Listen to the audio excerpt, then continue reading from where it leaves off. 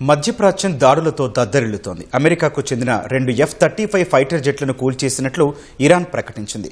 కరాజు వంతెనపై America దాడికి ప్రతీకారంగా Gulf దేశాల్లోని 8 కీలక వంతెనలను కూల్చేస్తానని హెచ్చరించింది.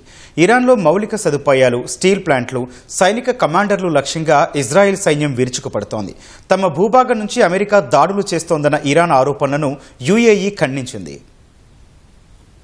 35వ రోజు పశ్చిమాసియా యుద్ధం భీకరంగా సాగుతోంది. ఇరాన్ ప్రభుత్వ మౌలిక సదుపాయాలు, స్టీల్ ప్లాంట్లు సహా సైనిక కమాండర్లే లక్ష్యంగా ఐడీఎఫ్ దాడులు చేస్తోంది. ఇరాన్లోని ఖేష్మ్ ఓడరేవుపై దాడి జరిగినట్లు రాయిటర్స్ తెలిపింది.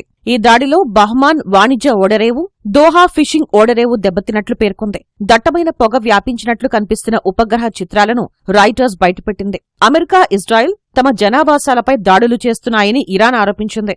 ఇరాన్పై దాడులకు అమెరికా తమ భూభాగం వాడుకుంటోందన్న ఆరోపణలను యుఏఈ ఖండించింది. ఈ మేరకు యుఏఈ విదేశాంగ శాఖ ఓ ప్రకటన చేసింది.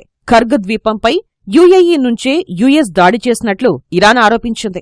అమెరికా, ఇజ్రాయెల్ దాడులకు ధీటుగా ఇరాన్ కూడా ప్రతీకార దాడులు చేస్తోంది. అమెరికాకు చెందిన 2 F-35 యుద్ధ విమానాలను కూల్చినట్లు ఐఆర్జీసీ ఫోటోలు విడుదల చేసింది. ఒక F-35కి చెందిన పైలట్ను అదుపులోకి తీసుకున్నట్లు తెలిపింది. ఇరాన్ జరిపిన దాడిలో ఇజ్రాయెల్లోని పెటాటిక్వా నగరంలోని మైదానం ధ్వంసమైంది.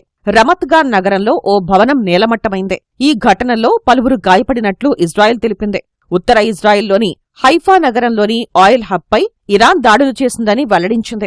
6 గాయపడినట్లు పేర్కొంది. మధ్యప్రాచ్యంలోని ఇంధన మౌలిక సదుపాయాలే లక్ష్యంగా ఇరాన్ దాడులు చేస్తోంది. కువైట్లోని నీటి శుద్ధీకరణ కేంద్రంతో పాటు అల్ అహ్మదీ చమురు శుద్ధి కేంద్రాన్ని మరోసారి ఇరాన్ టార్గెట్ చేసింది. ఈ దాడుల్లో నీటి శుద్ధి కేంద్రం దెబ్బతింది. ఇరాక్లోని కుర్దు స్థావరాలను డ్రోన్లతో విరుచుకుపడింది. ఇరాన్ దాడుల నేపథ్యంలో బహ్రెయిన్లోని పలు ప్రాంతాల్లో సైరన్లు మోగాయి. ఇరాన్ వైపు నుంచి వచ్చిన పలు డ్రోన్లను కూల్చినట్లు సౌదీ అరేబియా వెల్లడించింది. పాలస్తీనాలోని అమెరికా రాడార్ కేంద్రం, నౌకాదళ ఆస్తులపై క్షిపణులు ప్రయోగించినట్లు ఐఆర్జీసీ ప్రకటించింది.